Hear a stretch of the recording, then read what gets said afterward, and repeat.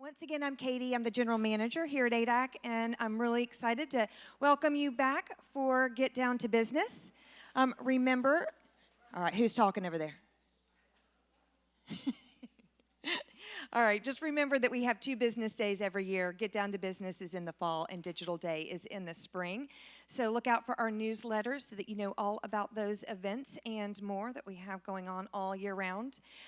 We have this session, remember, with Lorna, and then after this session, we will be going into our pre-function area for a book signing.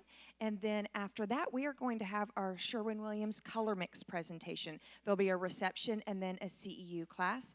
And that CEU, you'll work with Katie, who is going to be the presenter of color mix to get your CEU credit. So if anyone's here for that, make sure you see Katie afterwards. Have some fun with us on social media. Use our handle at ADAC Atlanta and tag us. We have a hashtag for today. That's Get Down to Business at ADAC. We love seeing everybody's pictures and, push your videos and your stories and everything. Make sure you tag us so we can reshare. And then I want to thank all of our sponsors for today. Today we had Business of Home, Decorative Furnishings Association, Design Centers International, Black Interior Design Network, Cravat, Hellman Chang, and Sherwin-Williams. Oh, and last reminder that all of our presentations today are going to be filmed, and they will be available on our YouTube channel. And when you get the newsletter in a couple of weeks about today, you can click on that to see any presentation that you maybe saw but missed something, some nugget that you want to see again. The only thing that will not be recorded is our CEUs. All right, and with that, I'm going to turn things over to Lorna. All right, can everybody hear me well enough? All right, very good. So I am Lorna Gross. I'm so excited to be here with you because I'm in the South. I grew up in Louisiana, so when I'm back with my Southerners, I feel very welcome. So thank you for taking the time to spend this time with me today. I am going to share some information with you about my experience serving the C-suite. And for me, this is, my 19th year having a design business. Prior to having a design business, I worked in corporate America. And I was an executive in corporate America.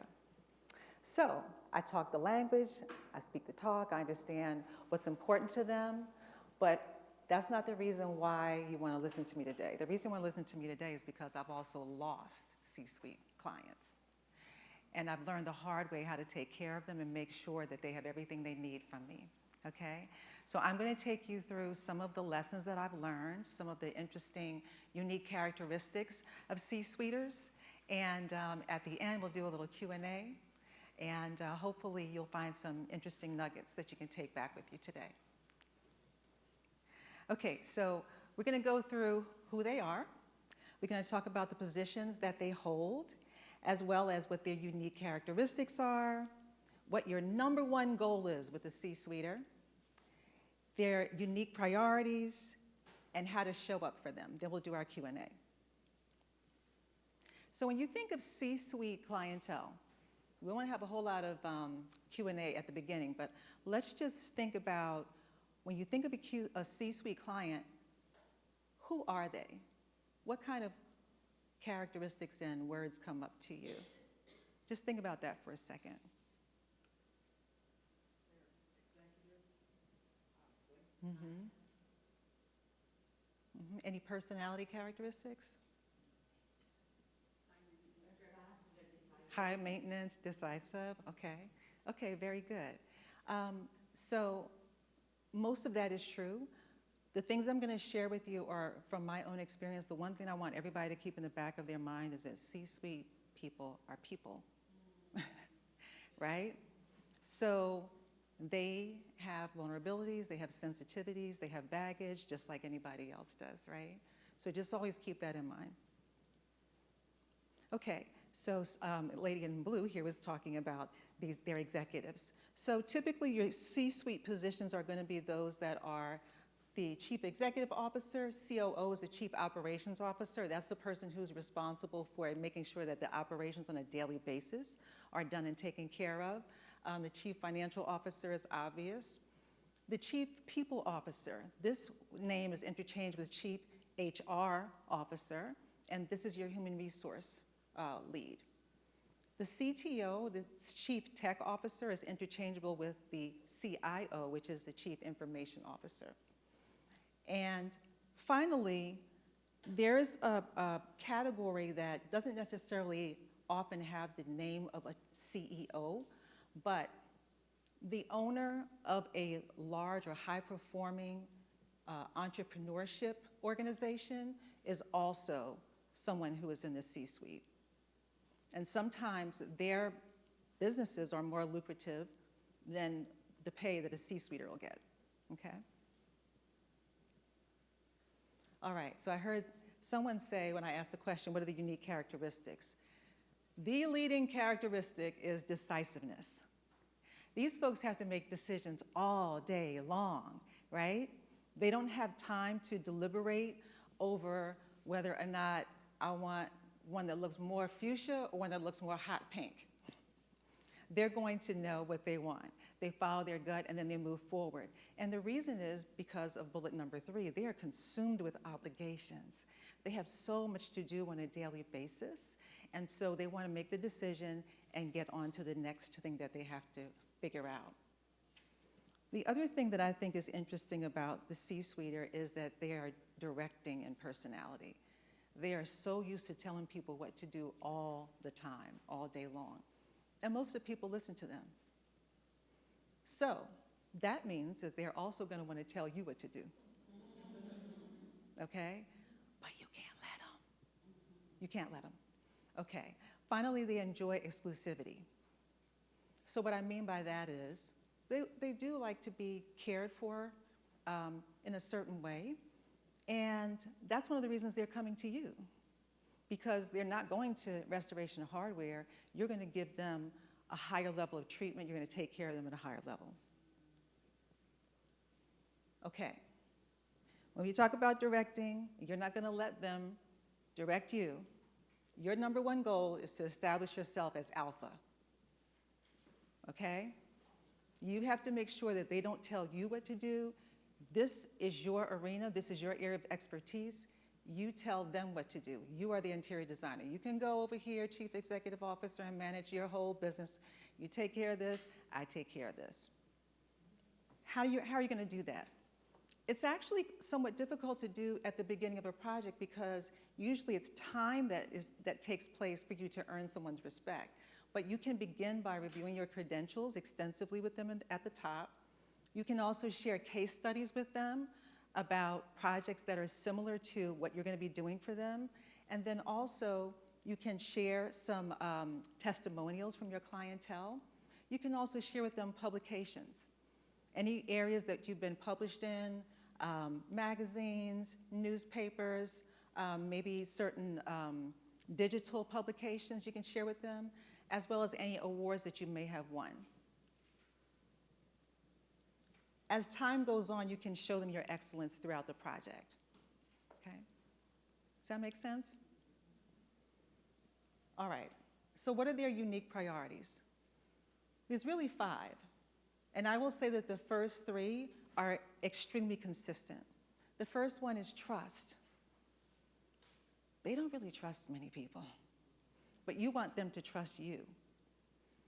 They also like efficiency. So when you serve them, you have to be fast and you have to be effective.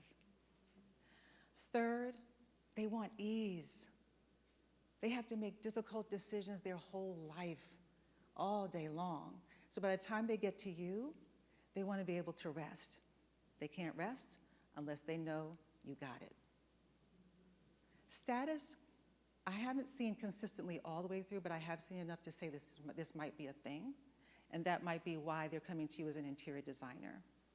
They want to be able to say that they have certain things, that they have an interior designer. Their home looks like this.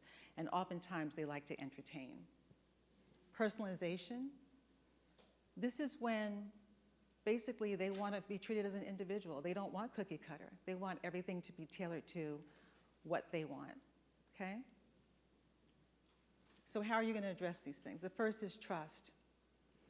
Active listening is so important. Sometimes I talk to my own design team. They get so excited about what a client is saying that they want to interrupt all the time. Can't do that. These people are not used to being interrupted. And they want to make sure that whatever they're saying, which they deem important, is being heard. So what you do is you active listen. You hear everything that they have to say, you keep your mouth shut, you stay calm, and you speak very slowly, and you reiterate back to them what they said, such that they know that you understood what they were talking about. Empathy is also really big, because not that many people empathize with folks who are like at the top, right? So, but just imagine, if you will, how much pressure these folks are under. A CEO may that day have to lay off 10,000 people. That's not easy. But you having empathy for them can make a big difference. Also pay attention to who they want to be with you. Many times when the C-suiter comes to me for the first time, I don't look them up. I don't Google them. If it's a referral, someone would have already told me who they are. But I want to understand who they want to be with me. Because you are the designer that's in their home. They may not want to be the public-facing person with you. They just may want to be themselves with you. So just keep that in mind and try not to sway your opinion of them based on what's in the public arena, okay? Just know that trust may take time. All right, one of the other things that's very important is to protect the privacy of the C-suite executive. Their confidentiality and having discretion for all of the secrets that you're going to learn is uber important. They don't often let a lot of people in their lives, but they're letting you in. So if they do, honor that privilege, okay? I was at an event a couple of weeks ago, and the CEO of a Fortune 100 company is chatting with me, one of my clients, and he says, yeah, Lorna, I mean, this so-and-so, this C-suite executive is getting ready to get kicked out. He doesn't know. He's telling me, I'm like, okay. It's a privilege for him to have that conversation with me. That's an honor for me, for him to share that with me, right? But the reason he does it is because he knows I'm not going to go anywhere with it, all right? And sometimes you're just their soft place to fall. They just want to be able to tell somebody who isn't going to have an impact on their company or their job. All right, regarding communication, this is where we get to being efficient. They don't have a lot of time, so when you communicate with them, try to be as concise as possible. If you decide that you want to share 5 paragraphs on a certain topic every time you send an email, they are going to disconnect. Bullet points are great. Be brief. Identify as early as you can what their preferred mode of communication is, whether that be text, email, or phone. Phone can actually be great because you can build a relationship over the phone. But you also have to be careful because if you're making decisions that potentially have a future impact, you want to follow up on the phone conversation with an email detailing everything that was discussed, such that they can't say, you never said that, I don't remember that.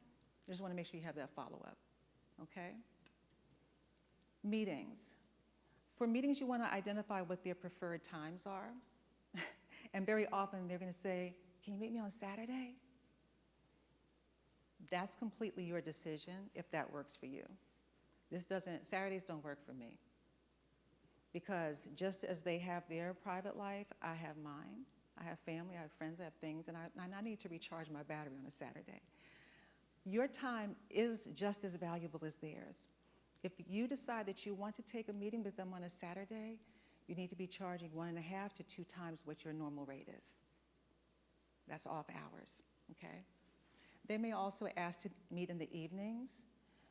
The meeting in the evenings to me is dangerous because they're tired and we're tired. So it's very hard for them to absorb and stay connected with what you're presenting to them. One of the things that I've been doing lately is instead of doing a lot of short meetings, I do a few long meetings. So instead of doing 12 one-hour meetings, I do 4 3-hour meetings. And what this does for the C-suiter, it requires them to only block off 4 times on their calendar. and then we just pack it in, get through as much as we can. I do like the afternoons because we can give them a little treat, some pastries, some coffee, some tea, and entertain them for a while, and then we're done by 5:30, 6 o'clock at the latest. Try to always be a little early, too, when you have meetings with them. This is a sign to them that you respect their time. Okay, managing their expectations. You want to underpromise and overdeliver all the time. You want to have weekly or biweekly status reports. So we send ours out now biweekly. And on the biweekly status report, you want to say, okay, this is what happened in the past 2 weeks. This is what we accomplished. This is what's coming up in the next 2 weeks. And this is what we need from you. I can tell you that 50 to 75% of the time, they're never going to read it. But you've covered your butt, right? The detail is there. On the status reports attached, one of the things that's very helpful if you are doing furnishings and fixtures is having the tracking report attached, such that they can see, okay, this is when my chair is coming, this is when my sofa is coming. But once again, you want to pad the time, right? So if you have a bed coming and you tell them it's going to arrive at the end of January, you know your information says it's going to arrive the end of December, right? Such that it gives you a little bit of buffer time just in case something goes wrong, but you're constantly beating your deadline, and that makes them so happy. You are exceeding their expectations, and that's impressive. One of the things that we do at the very beginning of the project is we provide a milestone chart, and you can get these via templates on PowerPoint. But what it does is it identifies the primary dates that are important across the whole scope of the project. And those dates might look like concept presentation, design development presentation, installation. Regarding the installation, once again, you always just want to make sure that you've given yourself enough space for contingency and beat the timeline. Okay. C-suiters are very busy, so oftentimes they don't respond as soon as we want them to. Reinforcing that there's always an impact that happens if they don't respond in a timely fashion is important, because they'll forget and they'll come back at the end of the project and say, you delayed it. Actually, we were waiting for your response, sir, ma'am, right? So in this case, what you want to do is just send them a little tickler every so often. Hey, Mary, I can send a little text. Just want to remind you that we're waiting on the response for the so-and-so and so-and-so. And also, if we don't have it by next Wednesday, it's going to delay the project by 3 weeks, okay? Just to make sure that they know. All right, and don't make them guess at anything. Try to be as explicit with information as possible, because if they think that you have not said something to them that they need to check on, they think that you don't have it, that it's not on your radar. In actuality, you probably do, you just haven't shared it with them. So just try to share all that detail and information with them as much as you can. Okay, so for project communication and meetings, try to text ahead. They're busy, they're gonna forget. So text the day before and say, hey, just a little tickler to let you know, we'll be at your house at 4 tomorrow afternoon. One thing also that C-suiters are used to dealing with is agendas. So if you plan on having a meeting that is more than 10 minutes, you probably want to send them an agenda, even if it's just covering 3 bullet points that are going to be discussed during that time frame. This is something that is part of their culture and they're used to it. And if you don't send it to them, they're going to think you're not on your game. If you're working on a construction project, having a weekly all-hands meeting is important. That way everybody is in the loop. So 15 to 60 minutes this meeting can be, once a week. Usually it works out if it's just before 9, because that's when their first meetings usually kick off. So if you can do it at 8:30 or 8:15, that's a really good time frame. You want to have yourself, architect, builder, and client present. They're not going to be able to show up for all of them, so for the ones that they miss, you want to follow up with notes to say this is what was discussed and this is what was decided. If this is an exclusively furnishings project, then doing a bi-weekly or monthly touch base is fine. 15 minutes, 30 minutes, easy breezy. Try to stay within the budget. If you find out that you're pushing the edge of the budget, let them know in advance. One of the things that the milestone chart can do is the milestone chart can also tell them, okay, at the design development presentation, we're going to need this much money from you. We're expecting that we're going to order furnishings on February 15th, and that looks like approximately blah, blah, blah, thousand to blah, blah, blah, thousand, so that they know how to get their money prepared. And you can also, when you're doing these reports, let them know, okay, listen, I just want to let you know that you wound up choosing more of the premium and customized items that we showed to you, which means that we're pushing at the top of the budget. Just want to let you know that we're at the top. Let us know how you want to handle that. We can do this, this, or this. If it happens that they decide that they want to expand the scope of a project, you want to give them a project change amendment. And the project change amendment says to them, hi, Jill, just want to let you know that I understand that these are the things that you want now that expands your project, and it's going to look like this much more time and this much more money. Sign on the dotted line, right? That way, we're all on the same page about what's going to happen from this point moving forward. Everybody with me still? Okay. All right, ease. Okay. If you can, try to be as adaptable as possible to the needs of your C-suiter within reason. They've got so much on their plates, they are going to have their time dominated all the time. That means that they are going to probably cancel a meeting or two and postpone a meeting or two.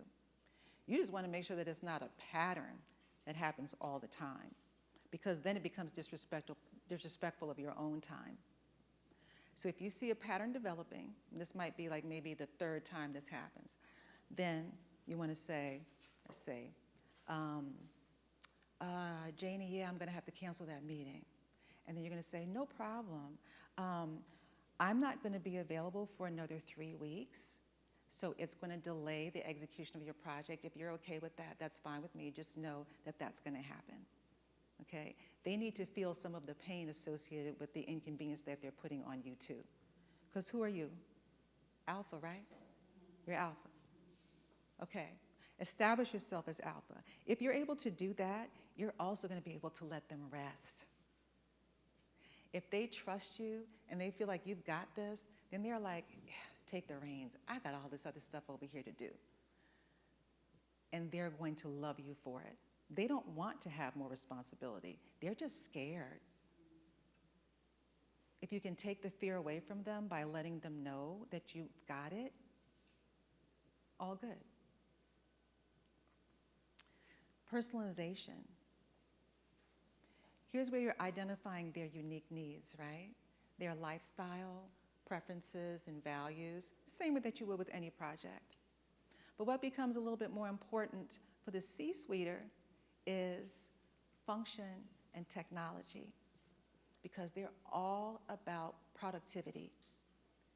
How can we make your life easier? How can we allow you to save time? So what that might look like is, oh, well, you said you just were going to get a coffee, a little Keurig coffee maker. Okay, fine. But I think we should have a built-in espresso coffee maker that has your latte made every morning at 6:30 a.m. so that you can just walk downstairs, grab it, and go out the door. And every time they walk in and grab that coffee, they're going to think of you, because you just made their lives easier, right? Okay. Wellness, anything that you can do to recharge their battery is helpful too, whatever that looks like. I have one client who's like, Lorna, I want to have a sauna in my house. And we're like, you don't have any room for a sauna, sir. But we figured it out, and he loves it. So once again, making sure that you discuss anything with them that can make them more productive, and share any case studies with them that are similar to what their project entails, okay? At the beginning of the project, you're going to do a launch questionnaire where you're going to make it easy for them. Basically, a launch questionnaire is going to ask them about their project, yes, but also you want to get clarity on who they are as a person, what their likes are. Are they a lefty? Do you drink alcohol? If you drink alcohol, yes or no, what's your favorite drink? This is going to come in handy later. Do you like to travel? If so, where do you like to go? A questionnaire, if it's very long, and ours is, we try to tell them, okay, when you do the questionnaire, you probably just want to pour yourself a glass of wine and allocate a couple of hours to this. But if you get tired, we can go through everything else on our Zoom meeting or in our in-person meeting and make sure that we take care of everything else. Okay. All right. So one of the last things that you want to do is you want to delight. These are the things that they don't even know that they need, but you're going to give it to them anyway. These people need some joy, okay? They need some joy.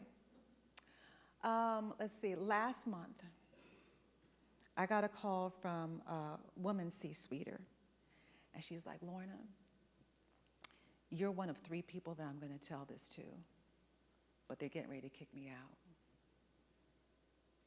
I'm like, you're going to tell me? But this is what happens if you've established trust. They need some joy. So send her some goodies. And that might not get her job back, but at least it'll kind of make her feel better for a second. You want to be the one thing that they're looking forward to. When I was in corporate America, we had to deal with so much minutia.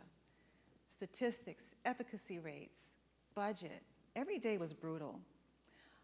On the weeks when we walked into the office and we saw the calendar for the week and the creative agency was going to show up, we were like, the creatives are coming. This is going to be great. That's who you all are. You guys are the joy in their day, in their week, potentially in their month. Don't underestimate that responsibility. They're going to be looking forward to spending that time with you. All the things that you're going to show them, but also how you're showing up. So when you show up, always make sure that your frequency is high, because you never know what meeting they just left before they ended up with you, right? Okay, understanding their love languages. Raise of hands for anybody who knows what love languages are. All right, okay, cool. So love languages, there's 5 of them, primary ones, and they range anything from acts of service to words of affirmation, to touch, to gifts and quality time. I would recommend you stay away from touch, but everything else is possible, right? Once you figure that out, and you would have learned some of this from your launch questionnaire and also from the time that you've spent with them just by listening to certain things that they say on the side. We're going to go vacation and so and so and so and so. We love pay attention to that line. We love the ... As soon as they say that, write that down. We don't want to forget that. So following up with these things is great.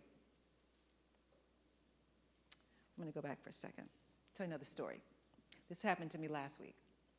Last week, going to a home, we were working on this two-story dressing room, primary bedroom suite, primary bath. Walk in the door, C-suiter's wife greets me and she says, oh my gosh, you just missed something. I said, what did I miss? She says, C-suiter, now that they're into their bathroom, he always wanted to have a urinal. He always wanted to have his own urinal that had a door that opened and shut, so he has that now. She says, he dances every morning because he's like, I got a urinal, right? And that means that they're thinking of you every day. He's thinking of you every morning he wakes up and goes to pee. We may not want that connotation, but that's the kind of impact that we can have on a client, okay? All right, so gifts. If your client loves languages, is related to gifts, You can leave something behind, which we try to do as often as we can. So anytime that you're on premises, you can get one of those little cardboard pill boxes and fill them with some Italian candies or chocolates or something like that, and just leave it on the counter every time you come. Because it's a little treat for them. They come home from a hard day of work and, ooh, look what I got. I got something from so-and-so at Design. And it's not expensive. Sometimes I also leave a little note saying, hey, you know, this is what we accomplished today. See you guys next week. It's just, it's a helpful thing to do to also build relationship. Special moments and just because. And I'm sure that a lot of you are already doing this, but you know, sending flowers. We also send chocolate-covered apples for birthdays, anniversaries, little mini cakes. Now there's a lot of folks who are gluten-free, so we're also doing fruit and nut tins or whatever it is that they like. And then quality time. So if you get the sense that in your initial launch meeting, they say to you, oh, the most important thing with me is coming home and spending time with my family, that's your hint, right? So if that's the case, anything that you can do in design, in your meetings, to make it such that they can spend more time with their family, that's a bonus for them. And they also might want to spend time with you. So if you're like, hey, you know what, so-and-so, and this might be after the project is over, C-suite, guess what, I'm going to be downtown next week on so-and-so a day. Do you want to catch up for coffee? You want to get lunch? Which is really cool because then you're staying in their whole radar all the time. Okay. All right, here's the big one. Understand their world. This one is not as obvious as some of the others. What you want to try to do is to be able to have as many conversations with the C-suite as possible. And what that might mean is that on a regular basis, you may want to listen to business podcasts. While you're driving from one site to the other, you might be listening to XM, satellite radio, to whatever, Jim Cramer, I think his name is, and listening to what's happening in the stock market. You also want to be able to every so often Google their business to see what they're going through. You want to find out why they showed up at your meeting grumpy? Because they're getting acquired. And it's not a good thing. They're under stress, under a lot of pressure. Be well versed on what's occurring that may impact their business. So 2 days ago, bless you, 2 days ago on Monday, I was down the street at a business conference at the convention center. And at the lunch, there were 2 guests there that were presidents of universities. And so I'm like, okay, what does this have to do with business? But a lot of the information that they shared was actually quite interesting. What they talked about was that a lot of students now don't want to go to college to get a 4-year degree. They just want to do 2 years and get out. Some of the smartest kids you ever want to find. They just want to get in and get out. So now my conversation with the C-suite, now that I've had that little nugget of information, is, hey, John, this is what I just heard a couple days ago. Have you heard about this? What are you all doing about that? Are you all hiring people? Have you thought about hiring these kids out of school that only have a 2-year degree in IT? Is that something you're doing? Well, actually, Lorna, blah, blah, blah, blah, blah, blah, blah. This is another opportunity to establish yourself as alpha, because guess what? You're more than just a designer. You're smart.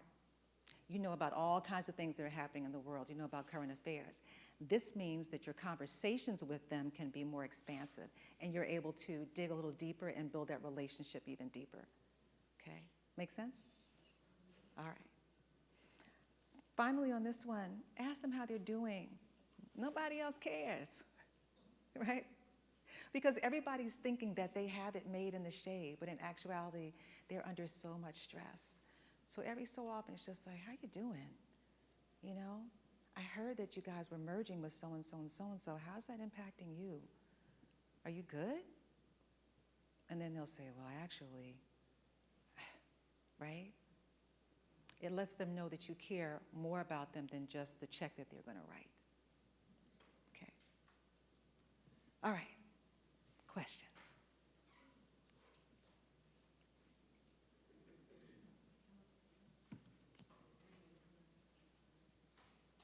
We got any questions? Okay. Sorry.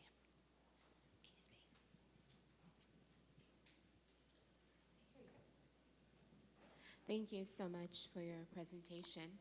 You said a lot of jewels, and one of the things that were coming into my mind was storytelling as it relates to your clients, right? Because design is telling a story, and when they share you their personal stories, in some way it's an art form. So I wanted to know, while you are also influencing, the C-suite clientele in the selection of their designs, in what way has your work with them, their personal stories, also influenced your artistry as a designer, and has allowed you to delve deeper and to check things, or to scope out new types of designs, to rework or look at things again, look in new creative areas? How has that influenced you as well? Thank you. I love that.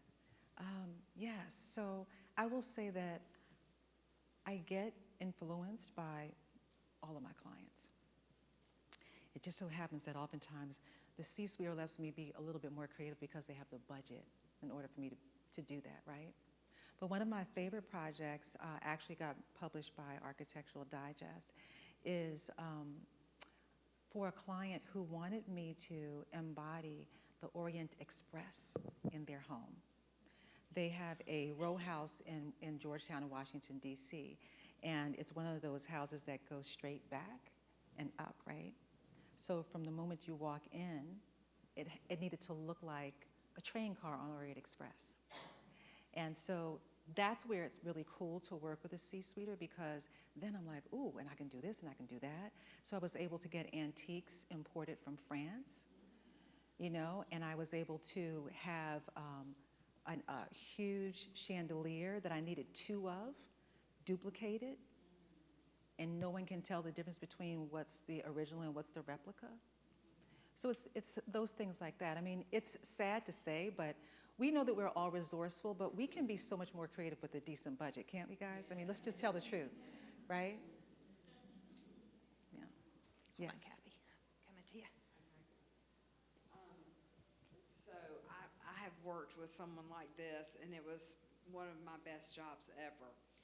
But there was a turning point when Mr. C-Suite, owner of the company, challenged me on the financials, challenged me on my my pricing and so forth.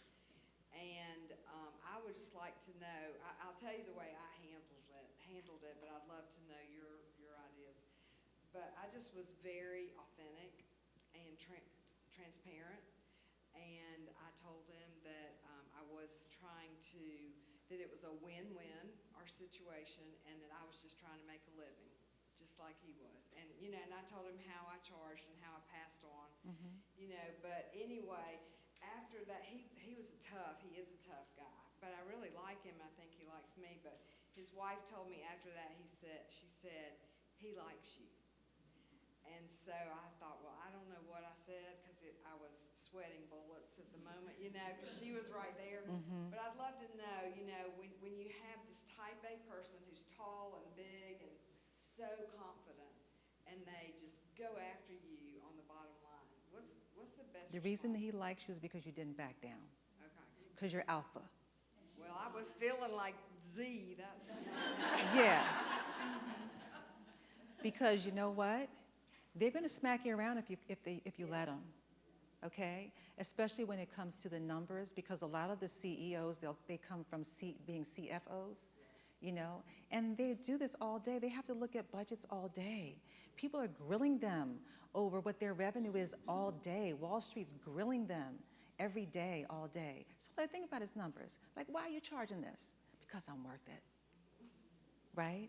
And if you have to say to yourself before you go in to meet with them, okay, if they ask me this, I'm going to say this. Write it down, because it is nerve-wracking. It does make you nervous, and trust me, like my stomach is going, but I'm doing this. Because they're paying attention to that. I actually, when was this? This was in the spring. We were doing a luxury condo building. And if you guys have ever done condo buildings, you have to deal with all these boards, right? And there's all these people, everybody wants things done their way, they can't agree, and there's always these arguments back and forth. And if one person likes you as the interior design firm, there's 7 others that don't. And then you have to prove to them why you're there. So having gone through that process, one of the meetings, one of the toughest guys says to me, he says, "Oh, yeah, Lorna, well, we all know that you can take the bullets because I don't back down. I'm nervous as heck some of the time." And I'm like, oh my gosh, did I just say that? But you can't let them see you sweat. You can't let them see you sweat. And stand in it. Like, why should you? Like you said, I have to make money too. You're over here bombing it in your area of expertise. Why can't I over here in my area of expertise? But they're going to keep trying to push you as much as they can. The last thing I would say is be willing to retire a client. If they push you, you have to retire them. You understand? I had a recent client who contract is very straightforward, all the specificity is in it, and she and her husband decided, once the design presentation occurred, that they felt like they were owed the names and contact information of all of my vendors. A what? You're doing what? This is what the internet has done to our profession, okay? So you've got Perigold and whatever, Wayfair. So the thing is, it's like you have to stand in whatever your truth is, and also try to make sure that all these details are already specified in your contract. Because you can keep saying, as my contract said, I don't share vendors. Why would I do that? I worked all these years to establish relationships with all of these trade resources. If I give you one person's number, they're going to be looking at me like, Lorna, I can't believe that you gave your client the number. That doesn't work, right? What else? So I think you just answered my question. How did you answer their question? It's in your contract, right? It's in my contract. And it was a thing. These folks, they're big ballers. And they're used to intimidating people because they're used to negotiating all the time. And they almost always win. So they're going to say to you, I'm going to sue you. And you over here, your heart is beating super fast. And you say, okay, tell your lawyer to look at the contract. You always stay calm. Never let them see you shaking, even though you are shaking. Right? Yeah. Yes. Oh. Hi. Hi. Your presentation was amazing. Oh, good. I wanted to ask, I'm new in the industry, and you've gave a lot of nuggets and some framework for a C-suite clientele. What would you suggest I do to be able to get a C-suite clientele, or where should I market to, or what events should I attend? How do I get myself out there as a C-suite designer? Okay. Good question.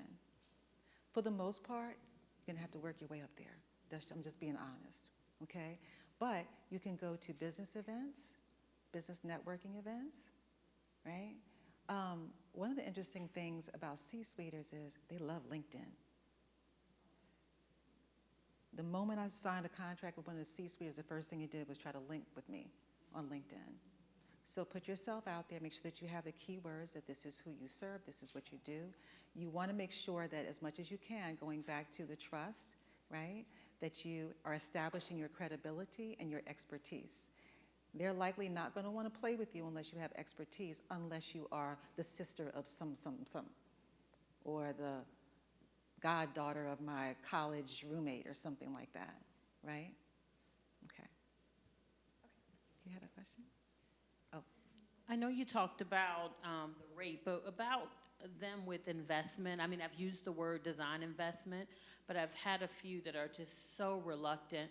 I think last week someone said, you're probably really not going to get a investment out of me. And I'm like, well, we already talked about it. It's in the contract and everything, but she is so frightened to give me what her budget is. And so that's what I'm having, I guess, a struggle at with a C-suite client. Okay, so is it or is it not in your contract? It is in my contract that by that particular meeting, we should have a investment, design investment. Oh, okay, so that's different.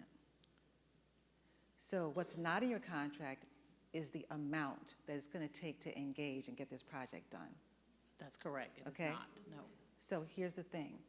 You got to be able to get there somehow or other and put it in the contract.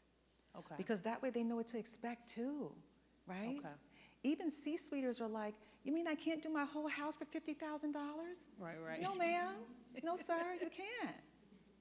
Because they don't know, because they've been watching HGTV, and these folks are doing a whole house for $3,000 in 2 days. Right. They don't know. You have to educate them. You have to tell them what to expect. So instead of, I presented in an Excel, kind of like an estimate, but you're saying put it in the contract? Or I'm am I saying put telling it you? everywhere. Okay. As soon as the phone rings, this is how it works in my business. As soon as the phone rings, okay, or there's an inquiry on the internet, my ops manager follows up, and she talks to them, oh, what are you looking for? What's your list of things that you want executed for your project? Okay, that's great. So here's the thing. In order to engage with our firm, you have to do a minimum of 3 rooms, okay?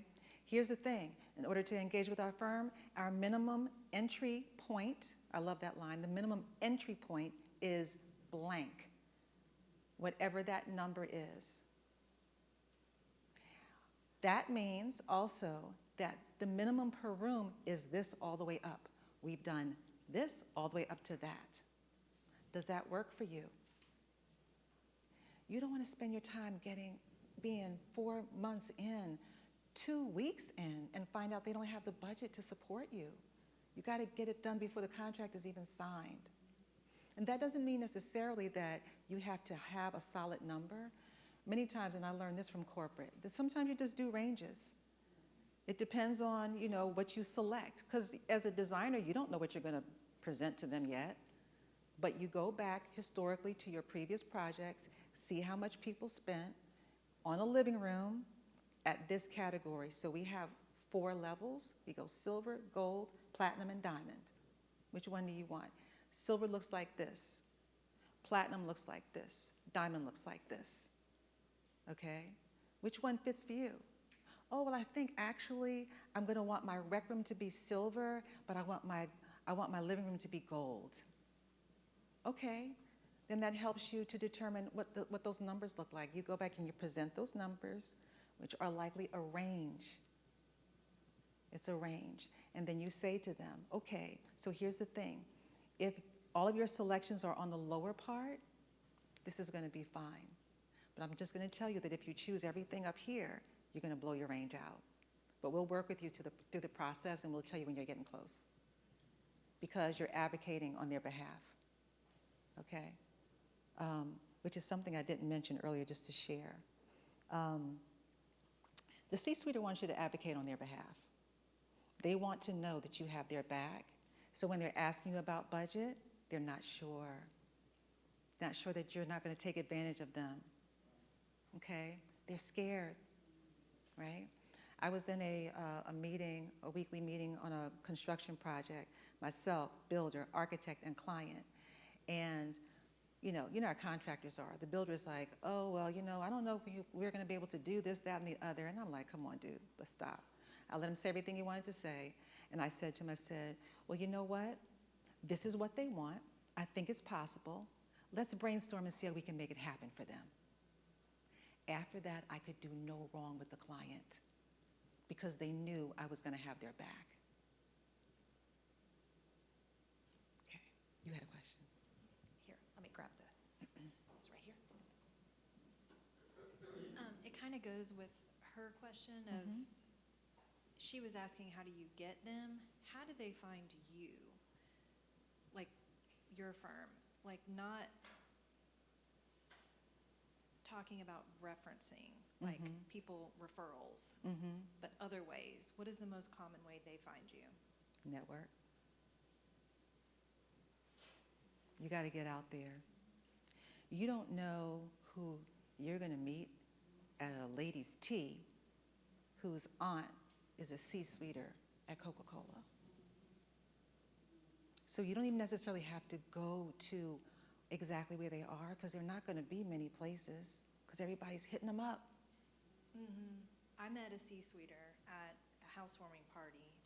There you His go. wife was in a bikini. Okay. I talked to them, happened to be the owner's like financial advisor. Mm-hmm.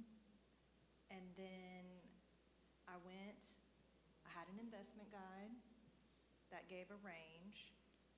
It checked all of his boxes. But he doesn't know. He's like, well, I'm either gonna buy a house I'm definitely buying a condo in Miami, but I'm not sure if I'm gonna keep this house.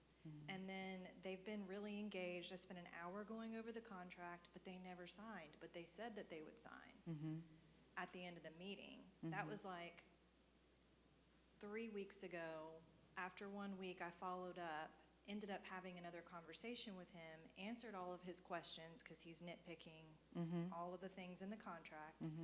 And then he said that he would send over the DocuSign, I'll sign it and send you the check, and then there's no check.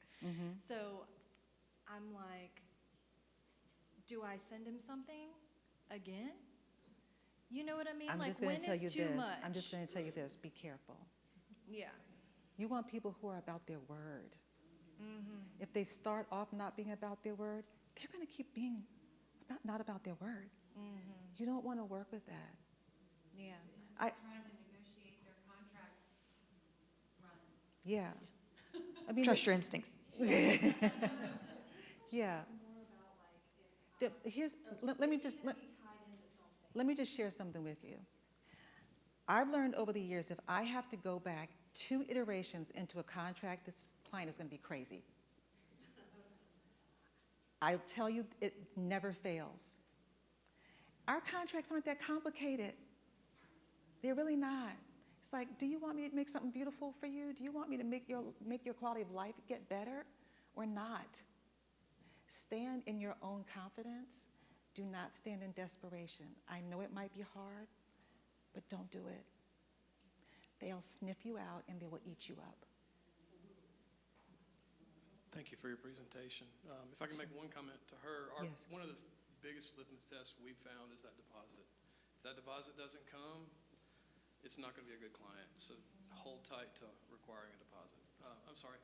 I was thinking about the young lady with the new interior designs business, her question about how do I meet these people? How do I get to them? And I've had a theory.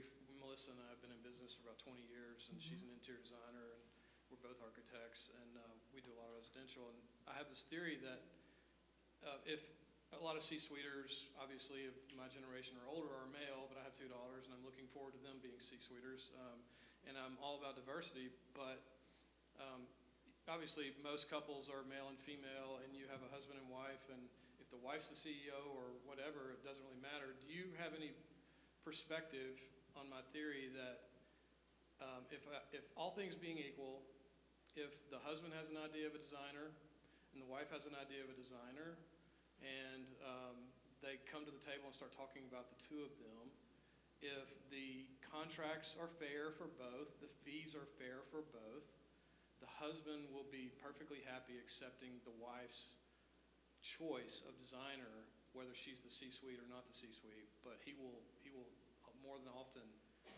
allow her to have her choice, and therefore marketing not to the C-suite but to the wives, to playing tennis, to going to Bible studies, meeting people at teas, things like that sometimes is better than trying to LinkedIn. I've been on LinkedIn for, I think they told me the other day I've been on there 16 years, and I've gotten one $5,000 client out of it. I've gotten a $300,000 client out of a Bible study. So that's kind of the weird dynamic of. Yeah. So where LinkedIn, and I'll go back to the original part of your comment, where LinkedIn can be very useful is if you're building relationships on a regular basis, for example, with real estate agents and builders, right, who may already know that the C-suiter is planning to build something, and they think that you are going to be a good fit for that project. Regarding the husband and wife, I've seen both. I've seen a husband allow the wife to have the designer that she wanted, and he tortured her throughout the whole project.